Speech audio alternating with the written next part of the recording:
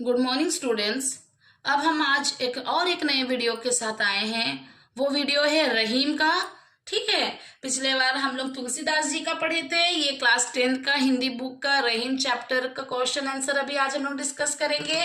पिछले बार हम लोग तुलसीदास जी का क्वेश्चन आंसर मतलब कवि परिचय उनके दोहे का क्वेश्चन आंसर हम लोग डिस्कस किए थे। आज हम लोग रहीम का क्वेश्चन आंसर मतलब कवि परिचय का क्वेश्चन आंसर, उसके बाद उनके दोहे का, यहाँ भी 3 दोहे हैं, इन 3 दोहा का प्रश्न उत्तर को हम लोग डिस्कस करेंगे। मेरे चैनल का नाम तो आप लोग को पता ही होगा। मेरे चैनल का नाम क्या है बताओ? मेरे चैनल का नाम है रीफा लर्निंग सेंटर। ठीक है, मेरे चैनल का नाम क्या है? रीफा लर्निंग सेंटर। ये मेरा चैनल है। इस चैनल को सब्सक्राइब कर दें जिससे कि आपको इस तरह के बहुत सारे अच्छे अच्छे वीडियो मिल पाए, जिससे आप पढ़ के अपने बोर्ड एग्जाम को और भी आसान कर दें। ठीक है, तो आज हम लोग करेंगे रहीम के चैप्टर के बारे में। तो सबसे पहले हम लोग रहीम का कवि परिचय पढ़ेंगे। कवि परिचय पढ़ लेने के बाद मतलब उसके प्रश्न उत्तर को कर लेने के बाद हम लोग रहीम जी के 3 दोहे पढ़ेंगे। तीनों दोहे के जितने भी एमसीक्यू हैं उसे करेंगे। ठीक है, एक्सप्लेनेशन अलग वीडियोस में है। अभी फिलहाल में सिर्फ आप लोग को हेल्प हो पाए इसीलिए ही सारे एक शब्द वाले प्रश्न उत्तर मतलब क्वेश्चन आंसर ही डिस्कस कर रही हूँ, जिससे आप लोग का, क्योंकि आप लोग को बोर्ड एग्जाम को ज्यादा दिन नहीं बचा है। आप लोग को बेहतर पता है अभी अक्टूबर का महीना चल रहा है, नवंबर दिसंबर जनवरी, उसके बाद फरवरी में बोर्ड होगी, हाँ कि नहीं? तो आप लोग को मदद होगी, इसीलिए मैं सारे के सारे इस तरह के क्वेश्चन डिस्कस कर रही हूँ। क्वेश्चन नंबर 1, रहीम का पूरा नाम क्या है? रहीम का पूरा नाम है अब्दुल रहीम खान खाना।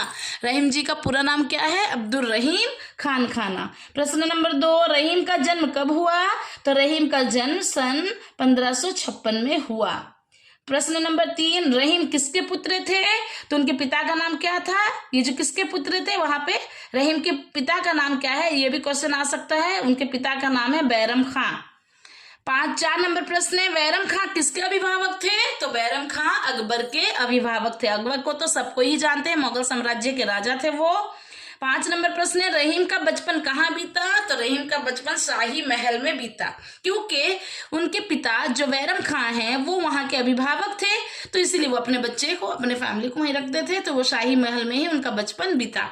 6 नंबर प्रश्न है, रहीम को कहाँ की सूबेदारी मिली? तो रहीम को गुजरात की सूबेदारी मिली। प्रश्न नंबर 7, रहीम को कौन कौन सी भाषा मतलब रहीम कौन कौन से भाषा के जानकार थे? तो रहीम को बहुत सारे ऐसी भाषा आती थी, जिसमें से एक है अरबी, फारसी, तुर्की, संस्कृत और हिंदी। तो रहीम कौन कौन सी भाषा के जानकार थे? तो रहीम अरबी भाषा, फारसी भाषा, तुर्की, संस्कृत और हिंदी भाषा के जानकार थे। प्रश्न नंबर 8, कौन हिंदी, संस्कृत और भक्ति भावना से प्रभावित थे? याद रखना है, यही क्वेश्चन है, उसी को घुमा घुमा के है। तो कौन हिंदू संस्कृति और भक्ति भावना से प्रभावित थे? तो वो है रहीम। रहीम ही हिंदू संस्कृति से और भक्ति भावना से बहुत ज्यादा प्रभावित थे। मेरे चैनल का नाम तो आप लोग को पता ही है, रीफा लर्निंग सेंटर। इस चैनल को सब्सक्राइब कर दें जैसे कि इस तरह की बहुत सारे वीडियोस आप लोग को मिल पाए। अब हम लोग डिस्कस करेंगे प्रश्न नंबर 9, किसने दरबार का शाही ठाट देखा? क्योंकि रहीम के पापा वहां बैरम खां वहां के अभिभावक थे, तो रहीम ने ही वहां के शाही ठाट देखे हैं। 10 नंबर प्रश्न है, रहीम ने दरबार का क्या देखा? रहीम ने दरबार का शाही ठाट देखा। 11 नंबर प्रश्न क्या है, रहीम कैसे व्यक्ति थे? रहीम सहृदय, स्वाभिमानी, वीर और दानी व्यक्ति थे। याद रखना है, सहृदय, स्वाभिमानी, वीर और दानी व्यक्ति थे। प्रश्न नंबर 12, किसके लिए रहीम के मन में बड़ा प्रेम था? साधारण मानव के प्रति रहीम के मन में बड़ा प्रेम था। 13 नंबर प्रश्न है, रहीम के दोहों में क्या देखने मिलती है? रहीम के जो दोहे हम लोग पढ़ेंगे या जानते हैं या जानकार हैं, तो वो दोहे में हमें क्या देखने मिलती है? अनुभूति की गहराई क्या देखने मिलती है? ये कवि परिचय में है, ये कवि परिचय ही डिस्कस हो रहा है। तो रहीम के दोहों में अनुभूति की गहराई देखने मिलती है। ठीक है, प्रश्न नंबर 14, रहीम के रचनाओं में क्या क्या पाई जाती है? रहीम के रचनाओं में भक्ति, नीति, वैराग, श्रृंगार जैसी बातें। तो रहीम की रचनाओं में क्या क्या पाई जाती है? तो रहीम की रचनाओं में भक्ति, नीति, वैराग्य, श्रृंगार जैसी बातें पाई जाती है। 15 नंबर प्रश्न है, रहीम के काव्य के नाम क्या क्या हैं? तो रहीम जो काव्य लिखे हैं वो काव्य सबके नाम क्या क्या हैं? एक है रत्नावली, दूसरा है रहीम विलास। ये दोनों आपके बुक में ही लिखा गया है। तो ये सारे जितना भी मैं प्रश्न उत्तर पढ़ी हूँ सबके सब आपके बुक में ही हैं। आपके बुक के ही सारे चैप्टर कवि परिचय को एक एक लाइन को देखते हुए सब ये सारे क्वेश्चन मैं बनाई हूँ। तो 15 नंबर क्वेश्चन क्या है? रहीम के माने रहीम को काव्य के नाम, रहीम जो काव्य लिखे हैं वो काव्य के क्या क्या नाम है? रत्नावली, रहीम विलास है। ये दोनों आपके बुक में है, रत्नावली और रहीम विलास। ठीक है, ये है कवि परिचय। अब हम लोग दोहे को पढ़ेंगे। ये था कवि परिचय जो कि खत्म हो गया। अब हम लोग दोहे को स्टार्ट करेंगे। दोहा नंबर 1। दोहा नंबर 1 क्या है? तरवर फल नहीं खाते, सरवर पिए न पान, कहीं नहीं पर काज हित, संपत्ति संचय सुजान।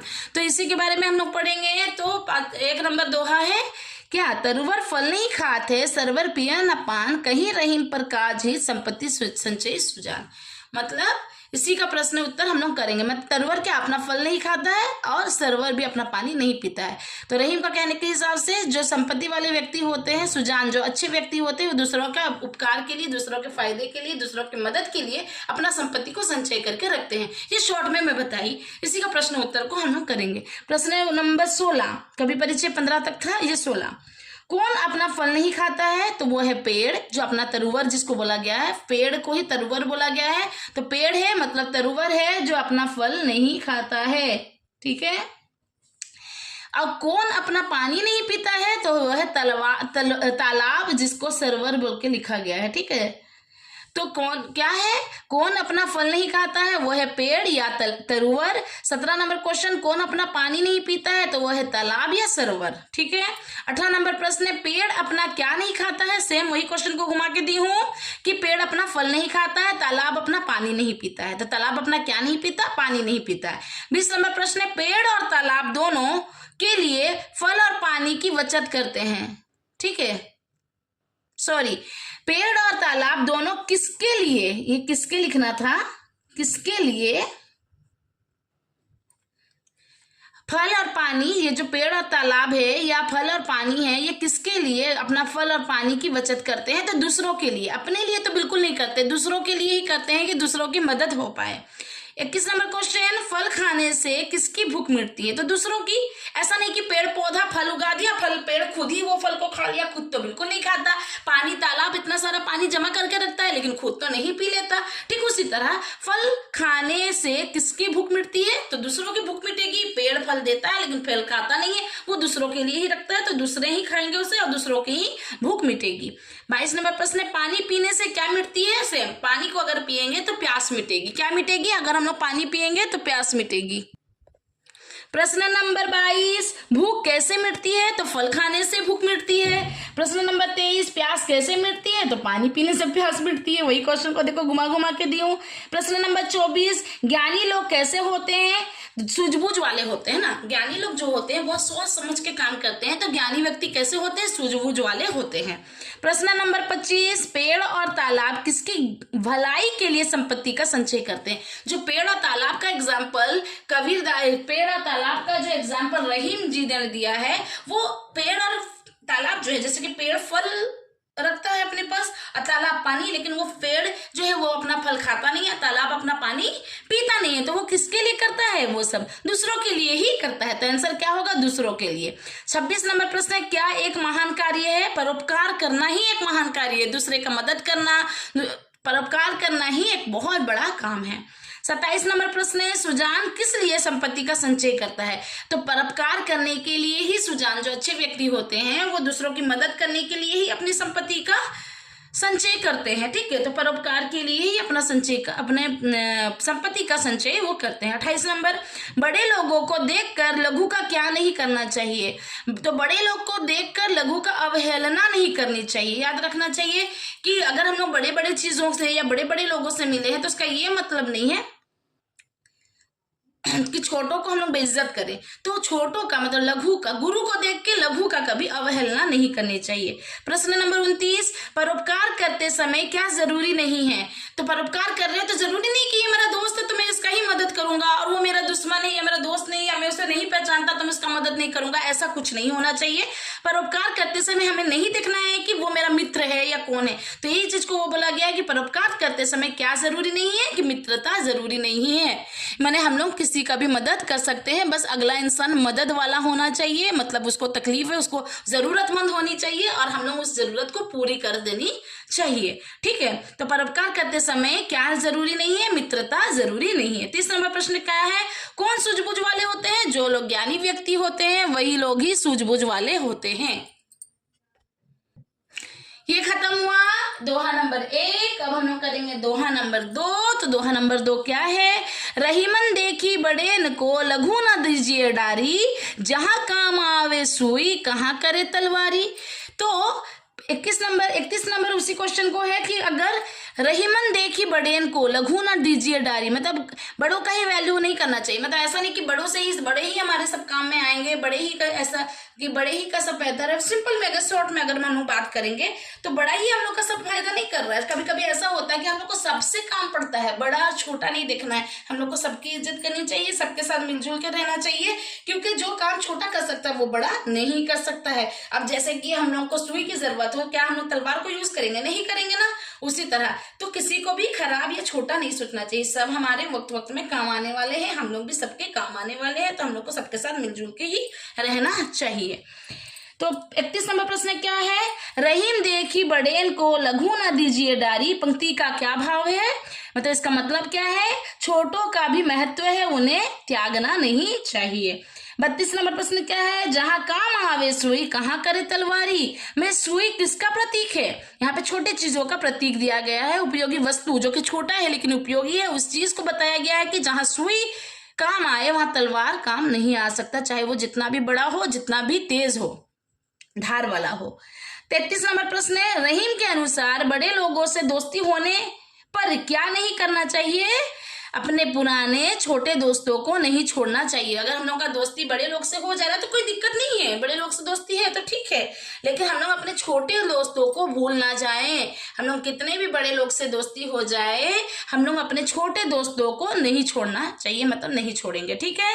34 नंबर प्रश्न क्या है? रहीमन देख बड़ेन, इस तरह का जो है क्या नाम उसका दोहा, रहीमन देखी बड़ेन को लघु न दीजिए डारी, जहां काम आवे सुई कहाँ करे तलवारी। ये जो दोहा है इसको डॉट डॉट करके लिख दिया गया है। इस दोहे में किसका महत्व बताया गया है? छोटी से छोटी वस्तु का भी महत्व बताया गया है कि जिस चीज को हम लोग, ये तो छोटा है, ये बेकार, इसको हटा देते हैं या फेंक देते हैं, इस तरह का अगर हम लोग के माइंड में अगर ये ख्याल आ भी रहा है तो रहीम का कहना है कि छोटी से छोटी वस्तु भी हमारे काफी काम आ सकती है। तो हम लोग को छोटे को भी छोटा नहीं सोचना चाहिए। हम लोग एक बोलते हैं ना, छोटा पैकेट बड़ा धमाका, उसी तरह का छोटी चीज भी बहुत सारा काम ऐसे कर सकते हैं जो कि बड़े नहीं कर पाएंगे। तो सबका अपना अपना एक महत्व है, छोटा का अपना महत्व है, बड़ों का अपना महत्व है, सब अपने जगह में बेहतर है, तो सबको हम लोग को मान के चलना चाहिए। ठीक है। 35 नंबर प्रश्न है, छोटी से छोटी वस्तु का भी अपना महत्व है, रहीम ने किस उदाहरण द्वारा ये बात सिद्ध की है? सुई और तलवार का उदाहरण लेके रहीम जी ने इस चीज को सिद्ध किया है कि छोटी से छोटी वस्तु का भी अपना अपना महत्व है। ठीक है। ये है प्रश्न नंबर 35 और ये मेरे चैनल का नाम है रीफा लर्निंग सेंटर। तो इस तरह के वीडियोस पाने के लिए मेरे चैनल को सब्सक्राइब कर दें और वीडियो को लाइक करें। ठीक है। प्रश्न नंबर 36, रहीमन देखी बड़ेन को, ये जो दोहा है, रहीमन देखी बड़ेन को लघु न दीजिए डारी, जहां काम आवे सुई कहाँ करे तलवारी। ये जो दोहा है इसको नोट करके मैं लिखी हूँ। इस दोहे के अनुसार समाज में कौन दोनों का अलग अलग महत्व होता है? दो चीजों का, एक बड़े लोग का, एक छोटे लोग का, मतलब सबका अपना अपना महत्व है। किसी को छोटा या किसी को बड़ा नहीं समझना चाहिए, हम लोग को सबके साथ बढ़िया से रहना चाहिए क्योंकि दोनों का ही अपना अलग अलग महत्व है। 37 नंबर प्रश्न है, जहां सुई की जरूरत होती है वहां क्या काम नहीं आता? तो याद रखना, जहां सुई की जरूरत है वहां तलवार लेके भी खड़े हो जाओ, कह रही है तो बहुत बड़ा है, बहुत बढ़िया है, तब भी वो काम नहीं आएगा। अब हम लोग को कपड़ा सिलाई करना है तो क्या मैं तलवार लेके जाऊंगी? नहीं ना, सुई का काम सुई ही कर सकता है, तलवार नहीं कर सकता, याद रखना। तो छोटे हो या बड़े, जिसका जो काम है वही कर सकता है। ऐसा नहीं कि बड़ा ज्यादा बड़ा सोचे खुद को और सोचे कि मैं ही सब कुछ हूं और छोटे का वैल्यू ना रखे, वैसा नहीं। 38 नंबर प्रश्न है, रहीमन देखी बड़ेन को जो दोहा है, इस दोहे के अनुसार किसकी आदर करनी चाहिए? अभी हम लोग पढ़े, बड़े या छोटे वस्तु या लोगों की हमें आदर करनी चाहिए, चाहे वो वस्तु हो चाहे वो लोग है, बड़े हो या छोटा हो, हमें सबकी आदर करनी चाहिए। ये दोहा नंबर 2 खत्म हुआ। अब हम लोग करेंगे दोहा नंबर 3। ठीक है, दोहा नंबर 3 का प्रश्न उत्तर देखने से पहले मेरे चैनल को सब्सक्राइब कर दें, जैसे कि इस तरह के बहुत सारे अच्छे वीडियोस आप लोग को मिल पाए। अब करेंगे 3 नंबर दोहा। दोहा क्या है? रहीमन पर उपकार के करत न यारी बीच, मांस दिए शिवी भूप ने दीही हाथ दधीची। इससे रिलेटेड ही एमसीक्यू मतलब एक शब्द वाले क्वेश्चन आंसर करेंगे। हमेशा याद रखना, मैं पहले भी बोली हूँ और अभी भी बोल रही हूँ कि एमसीक्यू में ये सारे क्वेश्चंस आप लोग को बहुत ज्यादा मदद करेगी, इसलिए क्योंकि पहले ना इंसान हर कोई भी क्वेश्चन आंसर का एक शब्द वाला ही आंसर को याद करे तभी वो एमसीक्यू कर पाएगा। एमसीक्यू बाद में किया जाएगा रिविजन के टाइम पे, ऑप्शंस रिविजन के टाइम पे दिया जाता है, ना ही किसी सब्जेक्ट को किसी चैप्टर्स को पढ़ने के टाइम पे। तो याद रखना, ये हम लोग पढ़ रहे हैं, इसे हम याद कर रहे हैं, जब ये सब पूरा खत्म हो जाएगा तब एमसीक्यू दिया जाएगा, तब एमसीक्यू के अकॉर्डिंग आप लोग उसको चूज करके लिखोगे। ठीक है, तो अब हम लोग शुरू करेंगे 39 नंबर प्रश्न। प्रश्न क्या है? शिवी भूप ने क्या दान दिया था? तो शिवी भूप ने क्या दान दिया था? शिवी भूप ने मांस का दान दिया था। किसने अपनी हड्डियों का दान दिया? देखो किसने? शिवी भूप ने अपना मांस का दान दिया। और 40 नंबर क्वेश्चन क्या है? किसने अपनी हड्डियों का दान दिया? तो दधीची ऋषि ने अपने हड्डियों का दान दिया। 41 नंबर प्रश्न है, दधीची ऋषि ने क्या दान दिया? देखो एक ही क्वेश्चन है, बार बार अल्टरनेट है, घुमा घुमा के दिया गया है। तो दधीची ऋषि ने क्या दान दिया? यहां मैं बोली किसने अपने हड्डियों का दान दिया, तो दधीची ऋषि ने अपने हड्डियों का दान दिया। तो दधीची ऋषि ने क्या दान दिया? दधीची ऋषि ने हड्डियों का दान दिया। प्रश्न नंबर 42, दधीची के हड्डियों से क्या बनाया गया? दधीची जो हड्डियां अपनी दिए उनसे क्या बनाया गया? तो उनसे एक वज्र बनाया गया, जिस वज्र के जरिए वह असुर को मारा गया, देवता जीते।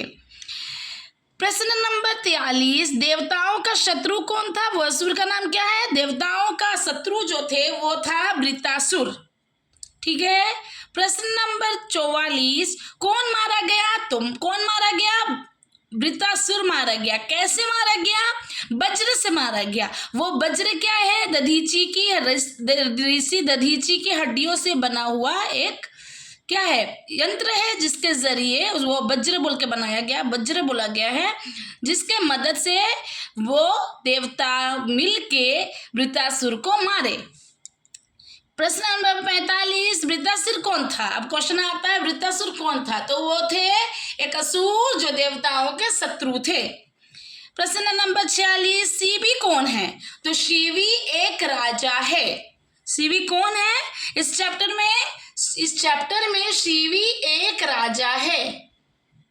ठीक है, तो मेरे चैनल का नाम तो आप लोग को पता ही होगा, मेरे चैनल का नाम है अरीफा लर्निंग सेंटर। तो इस चैनल को लाइक और सब्सक्राइब कर दें, सब्सक्राइब करें, जिससे कि आप लोग को नए नए वीडियोस इस तरह के बहुत सारे क्वेश्चन आंसर मिल पाए, जिससे आप लोग की बहुत सारी मदद हो पाए। हमेशा याद रखना, मैं हर एक लाइन को कवर करते हुए क्वेश्चन बना रही हूँ। एक ही क्वेश्चन से 3 तरह के क्वेश्चन निकाल के क्वेश्चन बना रही हूँ, जो कि आप लोग को बहुत ज़्यादा मदद करेगी आप लोग के बोर्ड एग्जाम देने में। और हमेशा याद रखना, मैं जितना भी कवर करके बना रही हूँ, अगर वो सारे क्वेश्चन को आप लोग अच्छे से पढ़ लें तो आप लोग का हिंदी में ऑब्जेक्टिव में एक भी मार्क नहीं कटने वाला है। ठीक है, सब्जेक्ट के पद्य गद्य के लिए बोल रही हूँ, फिर ग्रामर का और एक बार करेंगे। अभी फिलहाल पद्य और गद्य का चल रहा है, तो मैं पद्य गद्य का बोल रही हूँ कि जितना भी पद्य और गद्य क्वेश्चन आए होंगे ऑब्जेक्टिव में, एक भी मार्क नहीं कट पाएगा, क्योंकि मैं हर एक लाइन को कवर करते हुए क्वेश्चन बना रही हूँ। तो अगर मेरे चैनल को आप सब्सक्राइब करें तो आपको इस तरह से बहुत सारे अच्छी वीडियोस मिल पाएंगे, जिससे आप लोग को आपके मैट्रिक एग्जाम लिखने में बहुत आसानी होगी। और हमेशा याद रखना, हिंदी एक ऐसा सब्जेक्ट है जिससे आप लोग इजीली सब क्वेश्चन आंसर याद भी कर लेंगे, और क्वेश्चन आंसर अगर आप याद किए हैं तो उसको अच्छी तरह से अटेंड भी कर लेंगे। ठीक है, तो उससे क्या होगा, आप लोग के मार्क्स बढ़ेंगे, जिससे आप लोग का मैट्रिक का परसेंटेज भी बढ़ पाएगा। वरना इसको बाद में पढ़ेंगे बोल के अगर इसे छोड़ देते हैं, अगर इस वीडियो को नहीं देखते हैं और अच्छे से नहीं करते हैं, तो बाद में ऐसा ना हो कि आप लोग को पछताना पड़े कि काश मैं वो वीडियो देखा होता या देखी होती तो ये सारे कवर अप हो गए होते। तो हमेशा याद रखना, मैं हमेशा बोलती हूँ, मैं हर एक लाइन को कवर करते हुए की हूँ, तो आप लोग को बहुत अच्छा रिजल्ट होगा अगर आप ये लोग ये सबको पढ़ेंगे तो रिजल्ट्स बहुत बेहतर होगी। ठीक है, रिजल्ट्स बेहतर करने के लिए तो आप लोग को पढ़ना ही पड़ेगा। आप लोग को पढ़ाई करना बहुत ज़रूरी है, मैं बार बार बोल रही हूँ। रिजल्ट्स अच्छे करने के लिए, अच्छे मार्क्स पाने के लिए आप लोग को ये सारे एमसीक्यू, ये सारे एडवांस एक शब्द वाले प्रश्न उत्तर को याद करना बहुत ज़रूरी है। एक बार भी अगर ये वीडियोस को देखेंगे तो इसी के रिलेटेड बहुत तरह के क्वेश्चंस बनाए गए हैं जो आप लोग को बहुत ज़्यादा मदद कर देगी। ठीक है, तो अब हम लोग क्वेश्चन नंबर 46 तक किए थे, अब हम लोग करेंगे 47, 47 नंबर। उपकार किसके साथ किया जाता है? तो उपकार हम लोग छांट के किसी एक के साथ नहीं करेंगे कि ये मेरा दोस्त है तो इसके साथ उपकार करेंगे, ये मेरा दोस्त नहीं है तो इसके साथ उपकार नहीं करेंगे, ऐसा नहीं। हम लोग किसी के साथ भी, मतलब सबके साथ हम लोग उपकार करेंगे। प्रश्न नंबर 48, हम कब दूसरे का उपकार कर सकते हैं?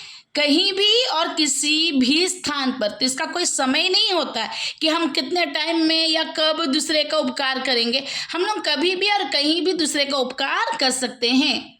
प्रश्न नंबर 49, राजा से बाज ने किसके बराबर मांस मांगा? तो राजा से बाज ने किसके बराबर मांस मांगा था? कबूतर के बराबर। किसके बराबर? कबूतर के बराबर मांस मांगा था राजा ने। ठीक है, प्रश्न नंबर 50, किसने राजा से मांस मांगा? देखो अभी जस्ट पढ़े, राजा से बाज ने किसके बराबर मांस मांगा, तो मांस किसने मांगा? राजा से बाज ने मांस मांगा। तो बाज ने कौन मांस मांगा? बाज मांगा। किससे मांगा? राजा से मांगा। किसका मांगा? कबूतर का मांगा। तो क्या मांगा? मांस मांगा। समझ में आ रहा है? प्रश्न नंबर 51, राजा से बाज ने क्या मांगा? फिर देखो वही क्वेश्चन है, तो राजा से बाज ने मांस मांगा, तो किसने मांस मांगा? बाज ने। किससे मांस मांगा? राजा से। किसका मांस मांगा? कबूतर के उतना, मतलब कितना मांस मांगा? तो कबूतर के बराबर मांस मांगा। और क्या मांगा? तो मांस मांगा। ठीक है, प्रश्न नंबर 52, राजा ने किसकी जान बचाने के लिए अपने शरीर से मांस काटकर भूखे बाज को दे दिया? तो राजा ने कबूतर की जान बचाने के लिए अपने शरीर से मांस काटकर भूखे बाज को दे दिया। ठीक है, प्रश्न नंबर 53, राजा ने कबूतर की जान बचाने के लिए अपने शरीर से क्या काटकर भूखे बाज को दे दिया? वही क्वेश्चन देखो दोबारा है, वही था कि राजा ने किसकी जान बचाने के लिए, तो यहाँ लिखा है राजा ने कबूतर की जान बचाने के लिए। तो राजा ने कबूतर की जान बचाने के लिए क्या दिया? कबूतर के बराबर मांस दिया, अपने ही शरीर का एक हिस्सा को काट के। उसी तरह राजा ने कबूतर की जान बचाने के लिए अपने शरीर से क्या काटकर भूखेबाज को दे दी? तो मांस काटकर भूखेबाज को दे दी। तो मांस ही, भूखेबाज को क्या चाहिए? मांस चाहिए, उसे भूख लगी है, वो कबूतर को खाना चाह रहा था, अब कबूतर को नहीं खा पाया, तो अब वो क्या खाएगा? कबूतर के बराबर मांस खाएगा। तो राजा ने अपने ही शरीर के एक अंश से मांस काट के कबूतर को दे दी, जिससे कि कबूतर का बराबर मांस बाज को दे दिए। ठीक है,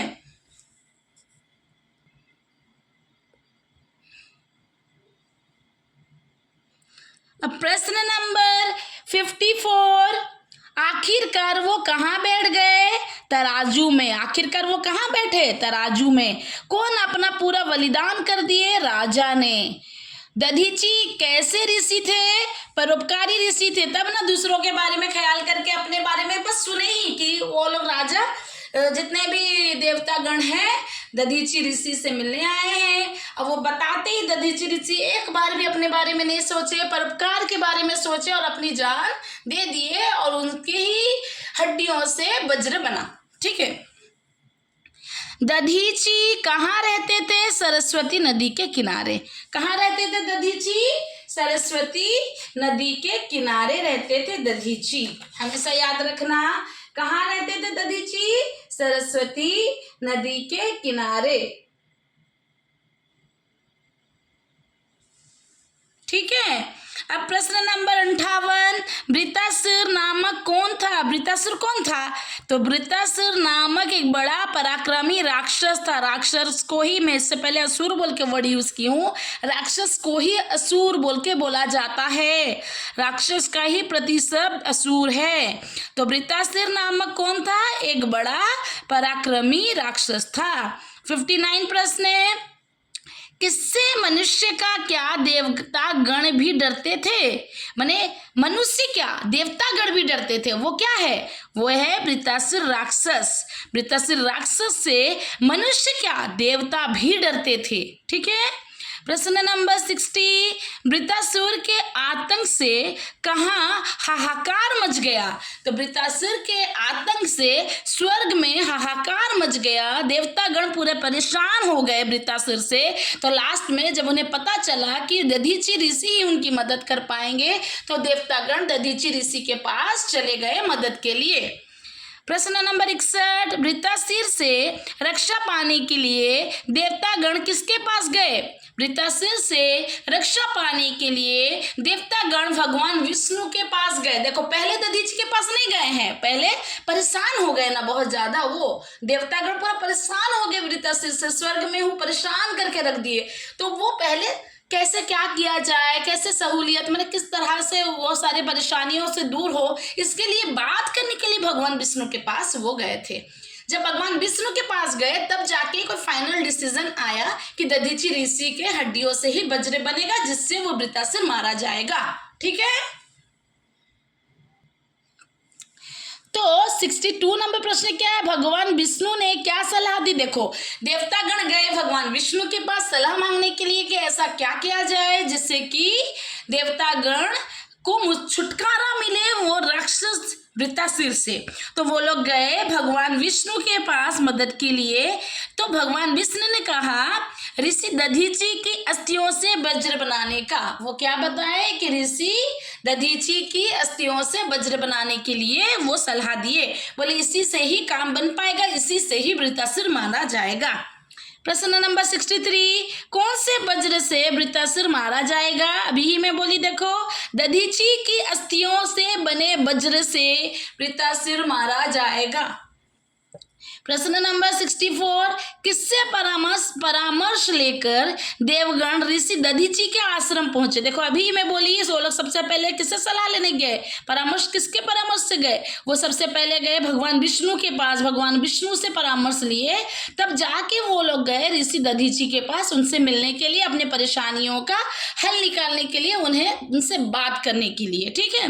65 प्रश्न है, किसने देवगण का यथोचित आदर सत्कार किया? तो कौन सत्कार किए? जब देवतागण गए तो कौन उनका आदर सत्कार किए? किससे मिलने गए थे देवतागण?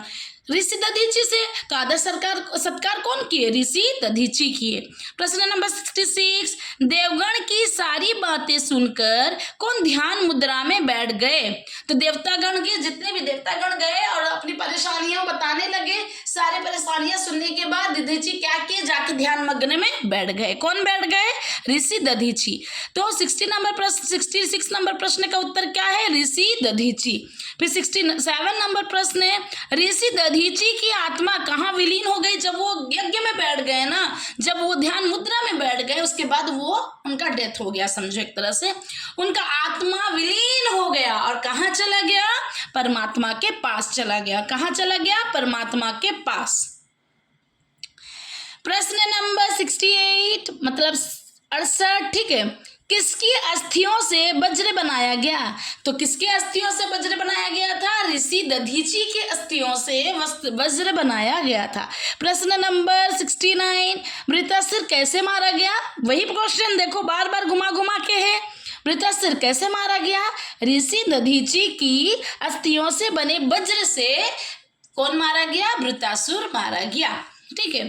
प्रश्न नंबर 70 ऋषि दधीची ने परोपकार के लिए क्या दे दी? ऋषि दधीची ने परोपकार के लिए अपनी हड्डियां दे दी। क्या दे दी?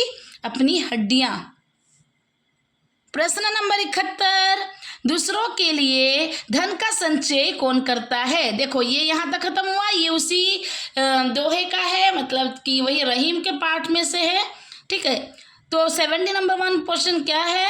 दूसरों के लिए धन का संचय कौन करता है? तो सुजान व्यक्ति दूसरों के लिए धन का संचय करते हैं। प्रश्न नंबर 72 तरुवर फल नहीं खाते। यहाँ तरुवर का अर्थ क्या है? तरुवर का प्रतिशब्द क्या है? वृक्ष है, पेड़ है, तो यहाँ तरुवर का अर्थ है वृक्ष। पॉइंट प्रश्न नंबर 73 तरुवर फल नहीं खाते। ये जो लिखे हैं वो उसके रचयिता कौन है? तो वो उनके रचयिता रहीम है। कौन है उसके रचयिता? रहीम। प्रश्न नंबर 74 दधीची ने अपनी हड्डियां दान में क्यों दी? क्यों दे दिए थे दधीची अपने हड्डियों का दान? देवता गण की मदद के लिए। देखो देवता गण की मदद की, उनका कोई भी मतलब नहीं था, लेकिन वो परोपकार किए ना, तो हम लोग को भी वैसे परोपकारी होना चाहिए, दूसरे की मदद करनी चाहिए, ठीक है। तो ये टोटल हो गया 74 क्वेश्चंस। तो रहीम चैप्टर हो गया खत्म। जितना कवर अप हो पाया, मीन्स जितने भी लाइन थे सबको कवर करते हुए मैं टोटल 74 MCQ बनाई हूँ। और ये पूरे तुम्हारे आप लोग के रहीम चैप्टर को पूरा कवर करके है। तो अगर आप लोग इस वीडियो को अच्छे से देखें और अच्छे से पढ़ें तो आप लोग को रहीम का एक भी क्वेश्चन आंसर आप मिस नहीं कर पाएंगे। तो आप लोग को तो बेहतर पता है कि मेरे चैनल का नाम क्या है, रिफा लर्निंग सेंटर। तो आप मेरे चैनल को लाइक और सब्सक्राइब कर दें। सब्सक्राइब करना जरूरी है, तभी आप लोग को नई वीडियोस की नोटिफिकेशंस मिल पाएंगी, ठीक है। Thank you. नेक्स्ट मिलेंगे नेक्स्ट वीडियो के साथ। वो नेक्स्ट वीडियो क्या होगा? मनुष्यता। क्या होगा? मनुष्यता। अब मनुष्यता के एक शब्द वाले प्रश्न के साथ हम लोग नेक्स्ट वीडियो में मिलेंगे। Thank you.